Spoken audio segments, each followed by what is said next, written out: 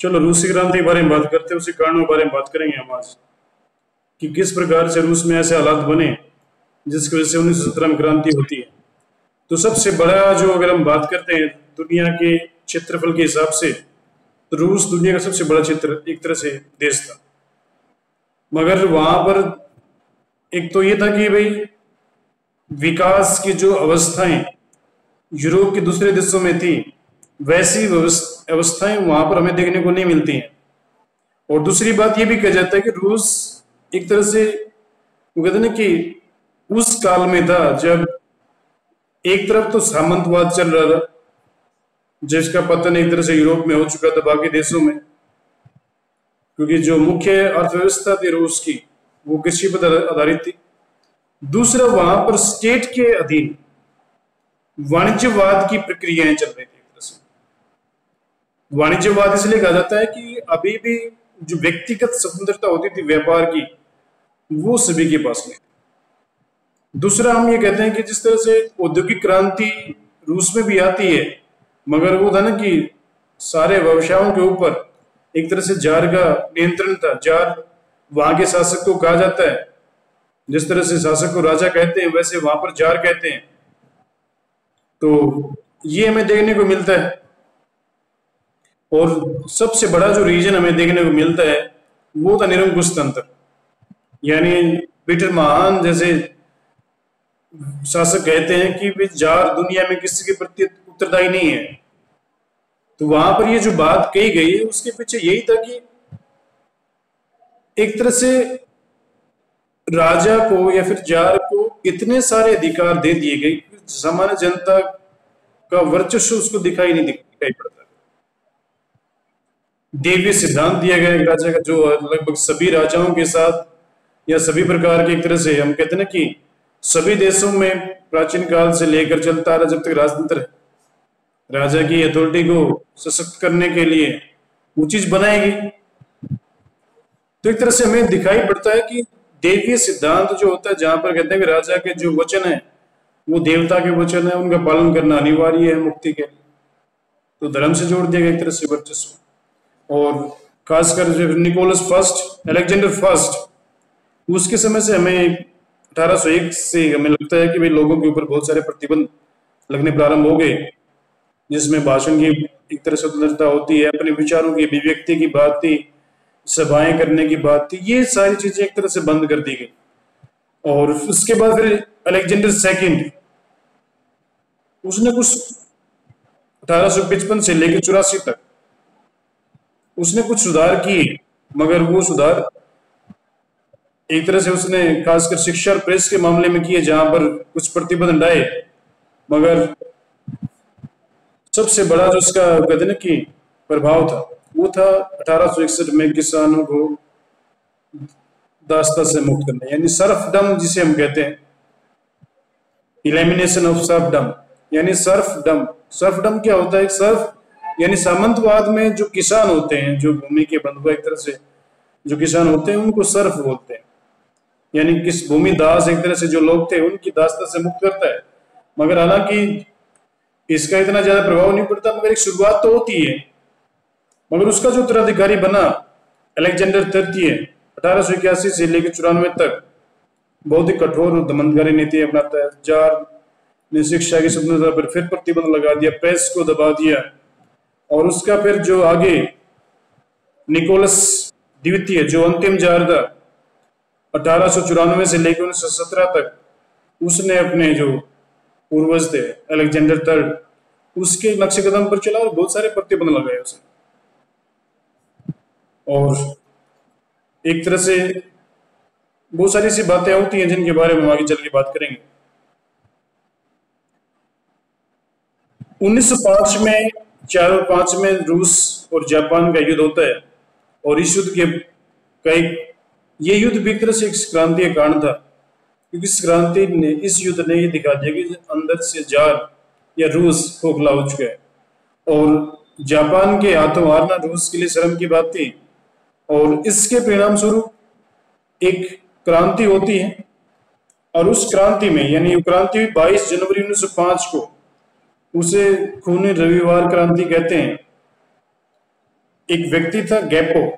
गैपो के नेतृत्व में मिलकर बहुत सारे जो मजदूर वर्ग के लोग थे एक शांति प्रिय जुलूस निकालते हैं और वो ज्ञापन देना चाहते हैं जार निकोलस को, मगर बात को इस तरह से घुमाया जाता है कि जार को लगता है कि भाई तुम्हारे जार को इस तरह से प्रस्तुत देता है कि तुम्हें ज्ञापन देने के बहाने ये लोग हटाने आए और उन लोगों के ऊपर गोलियां चलती हैं।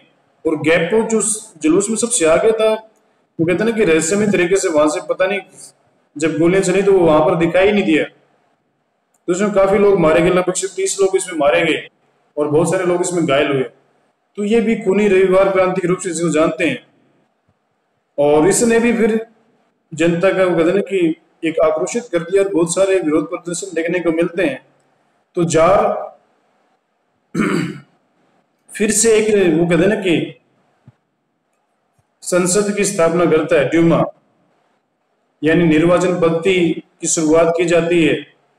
जो पहले भी ड्यूमा पहले भी थी, मगर बहुत सारे जो बीच के राजा थे उन्होंने इसको खत्म कर दिया था, प्रभावहीन बना दिया था। दोबारा से उसके इलेक्शन होने की बात आती है, मगर उसके साथ साथ एक साम्राज्य परिषद और बनाई जाती है।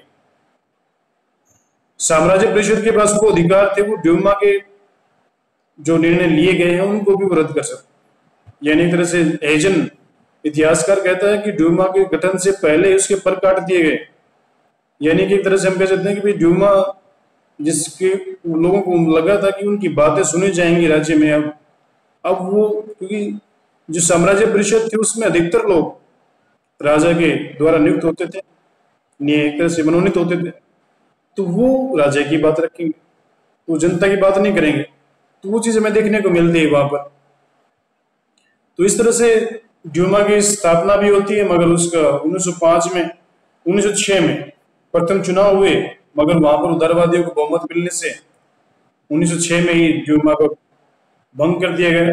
1907 में पहले तो मत अधिकार सीमित किए गए, यानी ज्यादा लोग मत न दे पाए, और फिर 1907 में दोबारा उदारवादी को जब बहुमत मिला तो उसको भी भंग कर दिया गया एक तरह से निकोलस के द्वारा।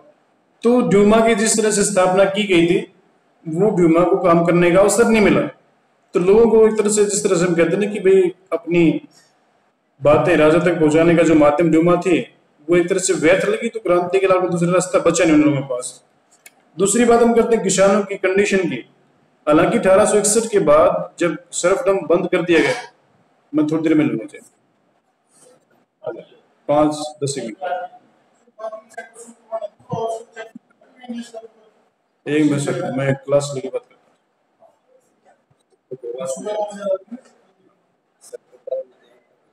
दे दो सर मतलब लिया तो यहीं लिया चाहिए। तो एक तरह से किसानों के बारे में जो बात की जाए, यानी एक तरह से हम कह सकते हैं कि भाई जिस तरह से एक हालात बने, उन हालातों ने किसानों की दयनीय कंडीशन को मतलब सुधारने के लिए ज्यादातर वो चीजें नहीं हो पाती, क्योंकि अधिकतर जो भूमि थी वो बड़े बड़े जमींदारों के पास थी, सामंतवादी रवैया होता था उनका। तो किसानों को जो एक तरह से हम कहते हैं ना कि भाई जो चीजें मिलनी थी, सुधार जो होना था वो उतना नहीं हो पाता है। और इसके साथ साथ फिर ये था ना कि कृषि की जो अवस्था थी उसमें नए परिवर्तन या फिर नए एक तरह से वो चीजें नई खोज भी नहीं हो रही थी, ना नए प्रयोग वहां पर लागू हो रहे थे। जिस तरह से वो था ना कि परंपरावादी की खेती हमें देखने को मिलती है, जिससे किसानों का एक तरह से हम कह सकते हैं कि भाई ज्यादातर सुधार होने की अवस्था वहां पर दिखाई नहीं पड़ती है। तो 1905 में बहुत सारे किसानों के प्रतिनिधि मास्को में सम्मेलन भी करते हैं, और 1906 में कम्यून से अपनी जमीन अलग करने की बात करते हैं, और मगर इससे भी किसानों की दशा में कोई सुधार नहीं होता। तो वो लोग भी दुखी थे। मजदूरों की जब बात की जाती है तो मजदूर भी एक तरह से दुखी थे, क्योंकि जब राजा के नियंत्रण में मजदूर जितने भी उद्योग थे वहां पर कारीगर काम चलता था। तो वहां पर हमें ये देखने को मिलता है कि भाई जैसे जैसे अवस्थाएं, यानी एक तरह से क्योंकि जब पूंजीवाद या फिर औद्योगिक क्रांति अपने आप में एक तरह से शोषणकारी अवस्था थी मजदूरों के हिसाब से देखा जाए तो, और जब राजा के दिन वो चीज है यानी राज्य के नियंत्रण में जो चीज है, तो फिर और ज्यादा वो चीज वहां पर मजदूरों के अधिकारों की एक तरह से हमें देखने को अनंत देखने को मिलता है। बीमारी, दुर्घटना, बीमा क्लेम, या फिर दुर्घटना में कोई किसी की मृत्यु होती है या फिर कोई अपंग होता है, तो किसी प्रकार का भी कोई मतलब कहते हैं ना कि उसको सहायता मिलने की वहां पर अवस्था नहीं मिलती है। तो ये हमें देखने पड़ता है। और फिर धीरे धीरे फिर मजदूर एकत्रित होने लग जाते हैं। 1905 की जो क्रांति होती है, खूनी रविवार क्रांति, उसमें भी एक तरह से मजदूरों ने इसका एक तरह से नेतृत्व किया था, यानी बड़ी संख्या में जो मजदूर थे उन्होंने भाग लिया था उसमें, मगर वो भी मतलब सफल नहीं हो पाया। तो इस तरह से मजदूर भी दुखी थे। और फिर सामाजिक असंतोष की बात की जाती है, क्योंकि खासकर जो एक वर्ग ऐसा था, मजदूर या फिर किसान या फिर सामान्य जनता, जिनके कुछ भी अधिकार नहीं थे। दूसरे वो लोग थे जिनके पास सारी सुविधाएं थी, जनसंख्या भी कम थी, मगर रूस के अधिकतर रिसोर्सेज पे उनका अधिकार था। तो इस सामाजिक असंतोष भी हमें देखने को मिलता है यहाँ पर।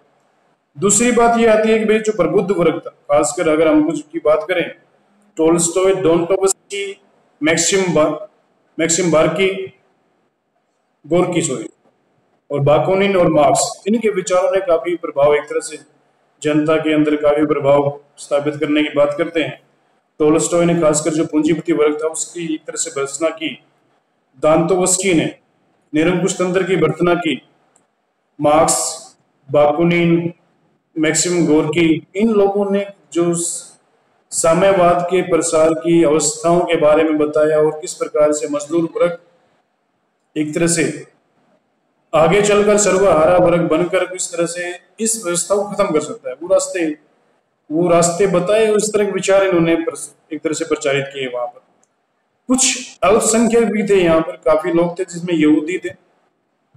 यूरोस में अनेक जातियों के लोग थे एक तरह से, या रेस की अगर हम बात करते हैं तो, जिसमें यहूदी, Pole, Finn, Uzbek, Tatar, Kazakh, Armenian और रूसी जनसंख्या सबसे ज्यादा थे और सब जगह फैले हुए थे। मगर खासकर जो कहते हैं कि एक तरह से काफी क्षेत्र ऐसे थे जहां पर अल्पसंख्यक रहते थे, मगर उनके ऊपर हमदर्दी कोई भावना वहां पर दिखाई नहीं पड़ती है। शासन में उनका कोई एक तरह से रोल नहीं होता था। और एक तरह से हमें दिखता है कि जितनी बार बार चीजें हमें देखने को मिलती हैं, वहां पर यही रहता है कि भाई धीरे धीरे समाज में ऐसी बातें आती हैं कि भाई खासकर रूसी जाति के जो लोग थे या फिर नस्ल के जो लोग थे, वो अल्पसंख्यक क्षेत्रों में नियुक्त होते हैं बड़े पदों पर। वो फिर अपने हिसाब से, यानी जो क्षेत्रीय जो परंपराएं हैं उनका निर्वहन न करके अपने हिसाब से कार्य करते, जिससे एक तरह से असंतोष की भावना हमें देखने को मिलती है। वो भी एक रीजन बनता है कि जार का जो एक तरह से शासन था वो इन क्षेत्रों में अलोकप्रिय था एक तरह से। फिर समाजवादी विचारधारा की बात करते हैं हम। खासकर 1860 के बाद से हमें समाजवादी विचारों का प्रचार देखने को मिलता है। तो दो लोग महत्वपूर्ण थे, हर्जेन और चर्नीसेवेस्की। इनके जो अनुयायी बने उनको पॉपुलिस्ट या नरोदिक कहते थे, और ये लोग किसानों को भूमि का मालिक बनाने की मांग करते हैं। और कुछ जो नरोदिक थे उन्होंने आतंकवाद का रास्ता अपनाया और पीपल्स विल नामक एक सीक्रेट सोसाइटी बनाई, और इसी सीक्रेट सोसाइटी ने अलेक्जेंडर सेकंड की हत्या भी की थी। तो ये लोग सुधार की बात करते हैं, तो इनको एक तरह से शून्यवादी आंदोलन भी कहते हैं इनको एक तरह से। और इसी समय एक तरह से बाकुनिन आते हैं जो एक तरह से समाजवादी विचारधारा को ज्यादा प्रभावित करते हैं, मगर इनका जो व्यवस्था थी वो अराजकतावादी आंदोलन की बात थी, जिसमें वो राज्य के अस्तित्व में विश्वास नहीं करते हैं, जो एक तरह से कार्ल मार्क्स के विचारों से अलग व्यवस्था थी। तो वो आतंकवाद के माध्यम से राज्य को समाप्त करने की बात करते हैं। तो वो चीज यानी एक तरह से मतलब हालांकि इन लोगों ने एक तरह से प्रचार तो किया, मगर ये व्यवस्था संभव नहीं थी। तो इसीलिए लेनिन को वहां पर स्पेस मिल जाता है जो 1917 में आते। तो जार्ल अलेक्जेंडर तृतीय काल में एक तरह से कहते हैं कि औद्योगिक क्रांति से औद्योगिक नगरों का विकास होने लग जाता है। और फिर 1898 में रूस में समाजवादी प्रजातांत्रिक दल की स्थापना होती है, और जो आगे 1903 में चलकर दो दलों में बढ़ जाता है, बोल्शेविक जिसका नेता एक तरह से लेनिन था और मेंशेविक। तो ये एक मतलब एक तरह से समाजवादी जो आंदोलन था उसके हम कह सकते हैं कि भाई एक तरह से विचार किस तरह फैलते हैं उसका इतिहास रहता है। तो इन लोगों ने भी एक तरह से जारशाही जो व्यवस्था थी उसको समाप्त करके सर्वहारा वर्ग की व्यवस्था स्थापित करने की प्रयास किया, तो क्रांति आवश्यक थी। 1905 की क्रांति की बात हम कर चुके हैं, जिसने एक तरह से मतलब पहले तो रूस हारता है जापान से, फिर क्रांति होती है, वहां पर भी एक तरह से निकोलस सेकंड जो एक तरह से राजा था जार, उसकी असफलता दिखाई पड़ती है।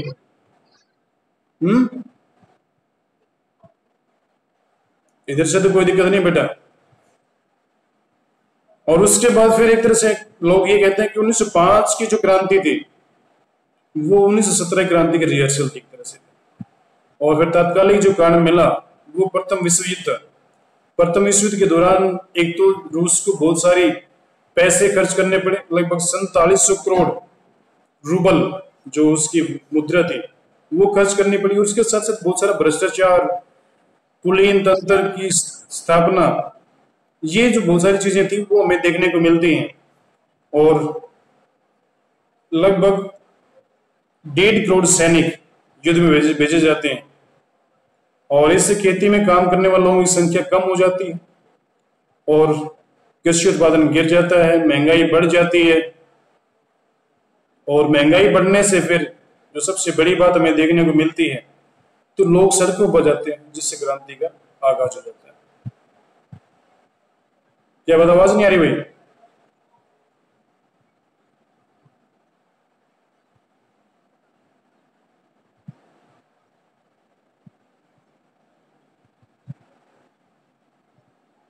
इधर तो रेंज तो ठीक है, कोई दिक्कत नहीं है, या तो फिर आपकी रेंज में दिक्कत होगी कोई। बाकी अभी जो करवाया है उसमें कोई समस्या तो बताओ, या फिर मैं इसको यूट्यूब पे डाल देता हूँ, वहां से सुन के बता देना मुझे, फिर कल डिस्कस कर लेंगे इसको।